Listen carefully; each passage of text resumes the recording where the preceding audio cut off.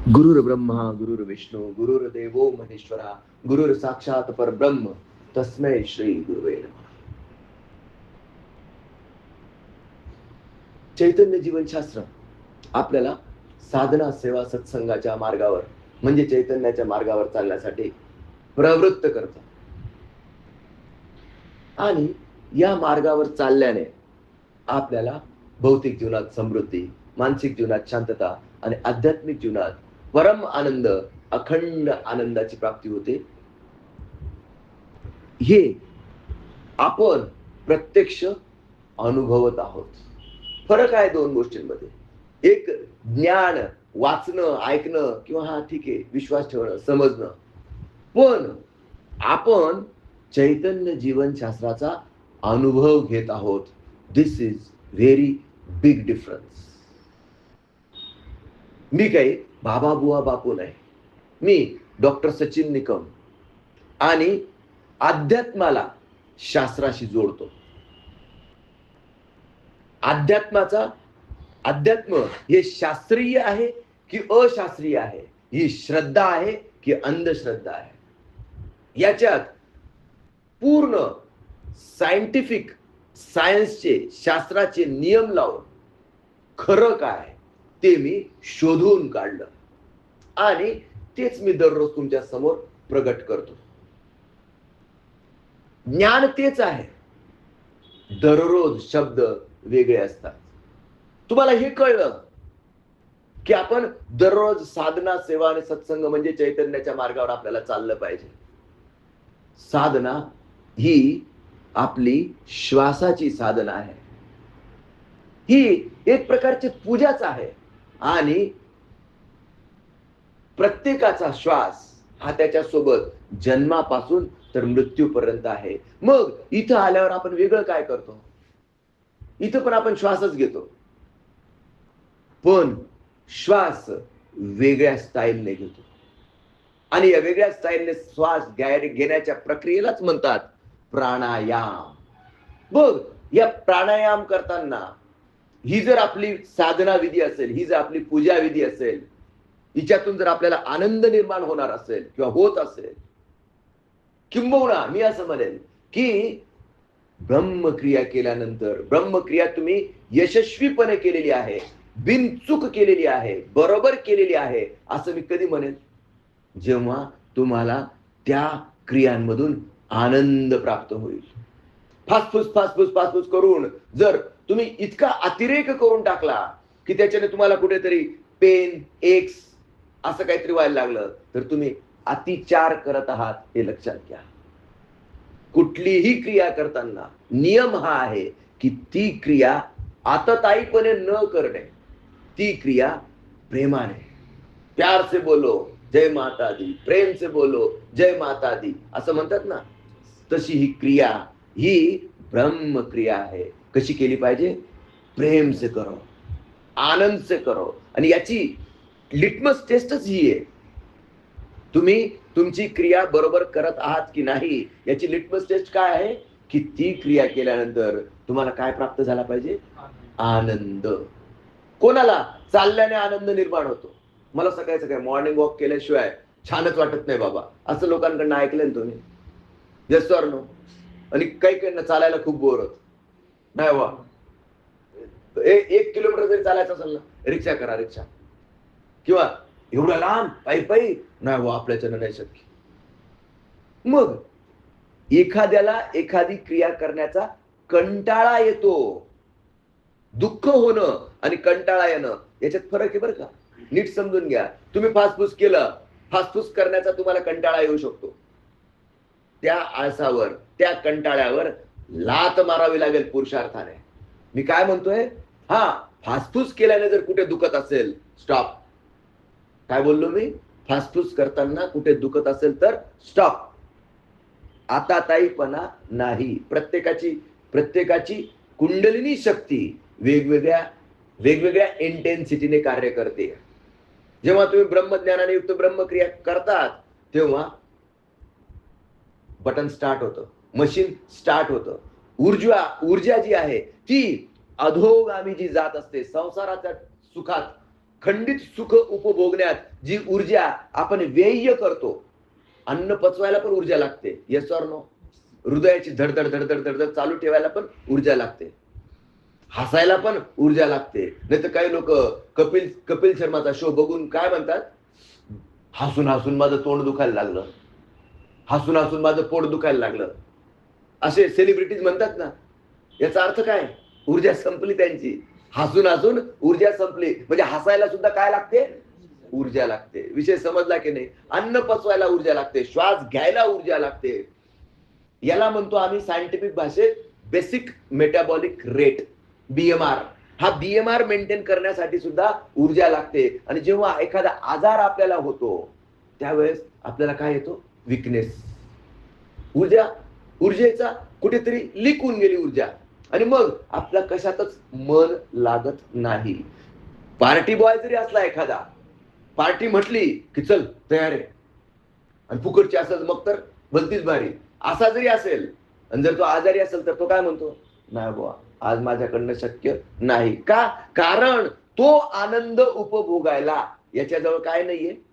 ऊर्जा नाहीये. मग तुमच्या लक्षात आलं की नाही? जर तुम्हाला 200% आयुष्य जगायचं असेल, आनंदी आयुष्य जगायचं असेल, तर आनंदाची गुरुकिल्ली कुठे? ऊर्जेमध्ये. आणि ऊर्जा कुठून मिळते?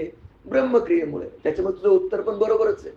पण आनंदाची गुरुकिल्ली ऊर्जेमध्ये आहे, आणि म्हणून मी सर्वांना प्रेरित करतो, ऊर्जावान बना, ऊर्जावान बना.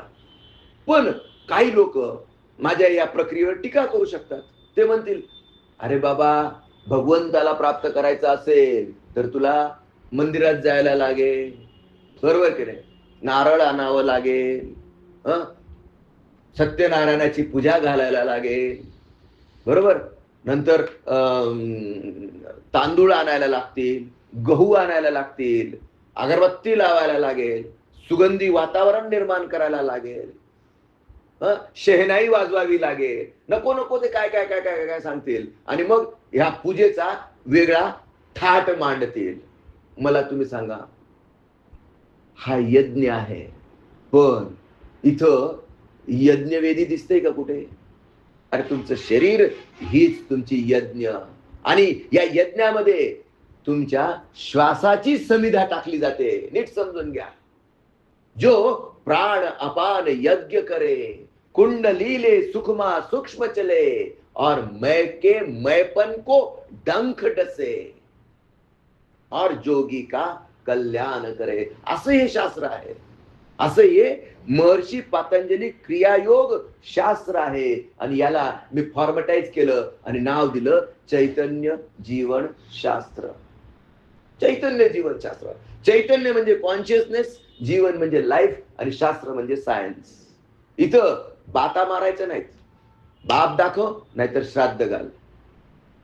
अंधश्रद्धा नाही, श्रद्धा ठेव. श्रद्धा सुद्धा कशी ठेव? डोळस नीट बघून. निळा लिटमस आमलामध्ये घातला पिंक होतो. माझ्यावर कोणीही विश्वास ठेवू नका. मी छाती ठोकून सांगतो, जाहीरपणे सांगतो, मला शिष्य बनवायचे नाहीत, मला अनुयायी नकोत.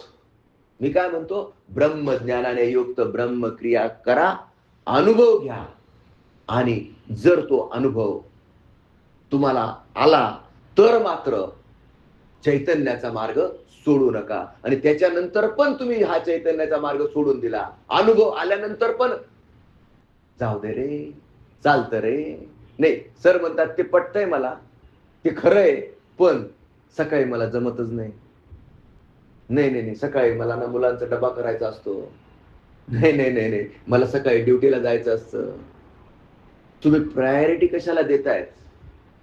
तुम्ही प्रायोरिटी कशाला देतायत? आणि जेव्हा आवड निर्माण होते तेव्हा सवड मिळते.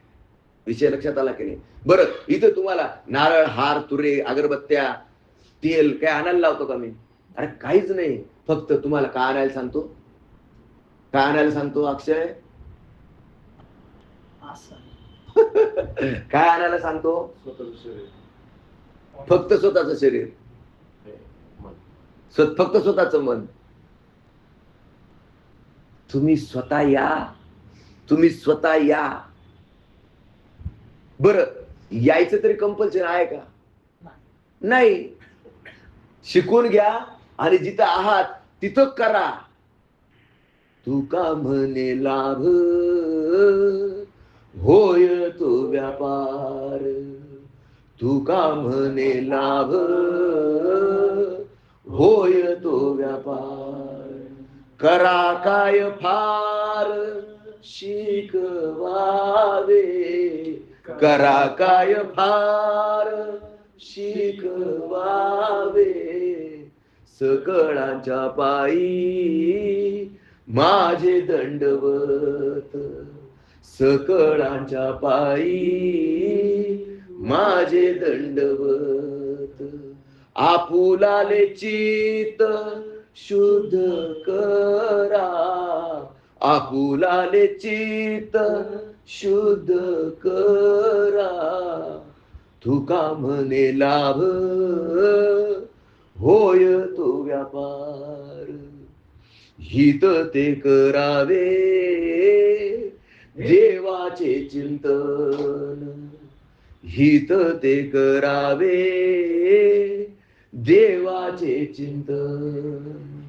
करुनिया मन शुद्ध भावे, करुनिया मन शुद्ध भावे.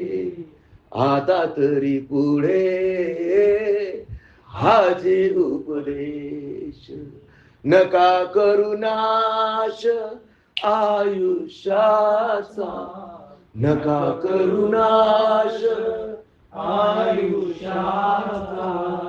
सकळांच्या पायी माझे दंडवत, सकळांच्या पायी माझे दंडवत. किती विनम्रतेने जगद्गुरु तुकोबाराय आपल्याला सांगतायत, आणि तरी पण आपण शिकत नाही. बरं, तरी पण आपण शिकत नाही. तरी पण आपण काय करतो? आपुलाले चित्त शुद्ध करा. अरे चित्त आणि मनाचं तर राहू द्या, आपण शरीर अशुद्ध करून टाकतो. तिखट, आंबट, तळलेले पदार्थ, नॉन व्हेजिटेरियन, असात्विक पदार्थ आपण या शरीरात टाकतो. आणि या असात्विक पदार्थांमुळे मग काय होतं? ऍसिडिटी होतं, मग गॅसेस होतात, ब्लोटिंग होतं, पोट जड जड वाटायला लागतं. आणि मग डॉक्टरांकडे जातो. आणि डॉक्टरांकडे जायच्या आधी कोणी काय ते इनो खाऊन बघतं, इनो घेऊन बघतं. डॉक्टर मेडिकल मधून गोळी घेऊन बघितली, इनो घेऊन बघितलं, पण काही फरक पडला नाही. का रे बाबा, काय झालं होतं? नाही, ऍसिडिटी झाली होती. का बरं ऍसिडिटी झाली होती? नाही, काय सांगू ना डॉक्टर, मला ही ऍसिडिटी होतेच. मग आम्ही विचारतो, का रे बाबा, तुला काही शारीरिक ताण, मानसिक ताण, रात्री तुला झोप येते का शांत? नाही डॉक्टर, मला ना रात्री 12 वाजेशिवाय मला झोपच येत नाही. का बरं? 12 वाजेपर्यंत काय करत राहतो? 5 वाजता मी येतो जॉबवरून, नोकरीवरून येतो. मग 5 ते 6 थोडंफार पोरांमध्ये बसावं, थोडासा टीव्ही बघावा. 9, 9:30, 10ला जेवण करून घेतो. आणि मग 12 वाजेपर्यंत काय करतो? काय नाही, झोप येत नाही म्हणून टीव्ही पाहतो किंवा मोबाईल पाहतो. अरे मूर्खा, तू मोबाईल पाहतो आणि टीव्ही पाहतो म्हणून तुला झोप येत नाही, हे कसं कळत नाही तुला? तो काय म्हणतो? झोप येत नाही म्हणून टीव्ही पाहतो किंवा मोबाईल पाहतो. मी काय म्हणतोय? अरे राजा, तू ते पाहतो म्हणून तुला झोप येत नाही. दुर्दैव आहे बरं हे, खरंच दुर्दैव आहे. रात्री झोपायच्या आधी तुमचं चित्त कसं पाहिजे? शांत. मी म्हणतो आपल्याला चैतन्य जीवनशास्त्र आपल्याला काय शिकवतं? 12 श्वास विश्वशांतीसाठी.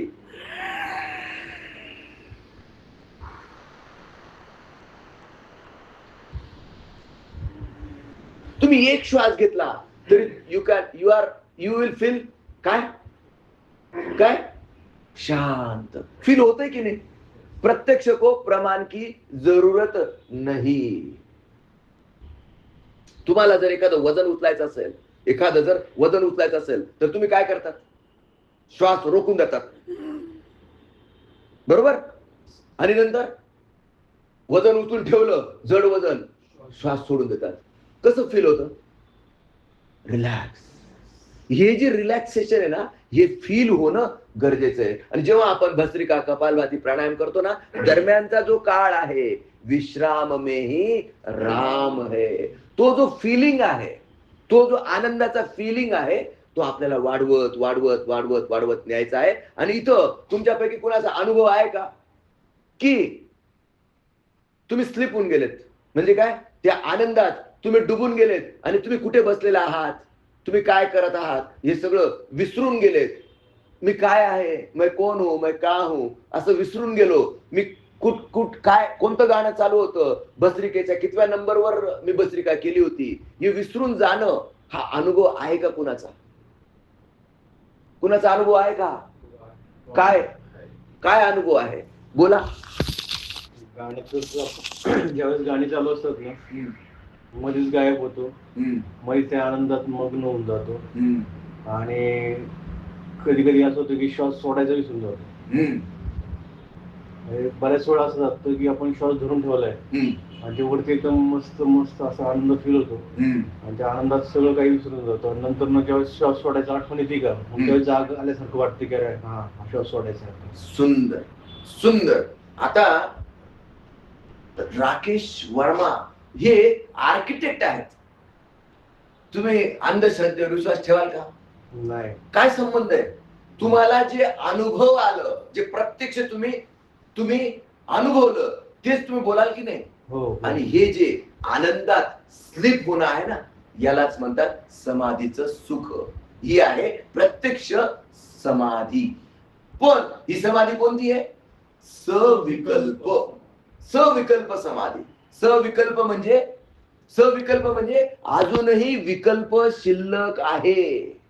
जेव्हा आपण या साधनेत अजून खोल खोल खोल खोल खोल उतरत जातो तेव्हा सविकल्पातून कुठलाही विकल्प शिल्लक राहत नाही.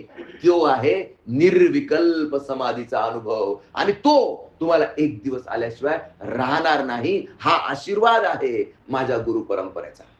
निर्विकल्प समाधीचा अनुभव तुम्ही एकदा घेतला का मग तुम्हाला